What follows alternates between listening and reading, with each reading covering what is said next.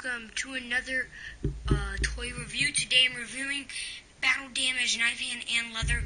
Battle Damage Knife Head and Leatherback from Pacific Rim. So yeah, to start this off, let's go with my favorite out of every single kaiju out of the Pacific Rim movie, Knife Head. So to start him off, just a little warning, his head fell off, so I can't really move it. But yeah, his head would have moved in articulation. But yeah, let's start off with detail. So detail-wise, actually, let's look right onto that battle damage. I mean, just look at that. I mean, he's been scraped, and he's much bigger than the other one. I've seen pictures of the older one. This is scarred up. It's just blue and gunk. I thought it's just really cool, right? Really cool. I actually kind of prefer this guy because he's got that really cool blue color, and blue's my favorite color. Detail, these big claws, I mean, they look like some dinosaur claws I've seen. I mean, just really cool claws.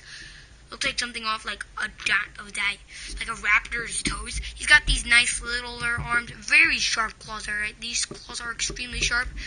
Nice feet, they got the good tail, and this weird back plating, this nice head shape of a knife. I kind of think it looks like a shark. Like it's got this big shark head. My dad thinks it looks like a rhino, but I don't. Let's get right on to the articulation. So yeah, these Pacific Rim toys do have a lot of articulation. Now, his mouth does open and close. I just don't want to risk it. But let's go right on to the arms and stuff. So the arm does rotate around. Because of this part, it cannot go full 360. This part goes in and out. And then the hand can do full 360 and can swivel back and forth. So, really cool. And I like these nice big areas where, like, it just splits like that. So, yeah. It swivels, turns, this moves in and out, that swivels. Anyways, these arms are a little stiffer. I'm just going to move this one because there's not as much paint on it. And it moves in and out like this. You might have to keep it. But what stinks is you have to keep it even with the paint if you want to display it to make it accurate. But yeah, this moves in and out and the hands swivel. Legs-wise, that goes in and out. The actual leg just barely moves. And then the foot moves in and out. And he's very hard to stay and see. And the tail's a nice rubber. It's a nice rubber tail. So, yeah, very decent figure. I mean, really like him. Alright. So, yeah. And now we go to Leatherback. Yeah, very, very cool guy. Not really actually one of my favorites.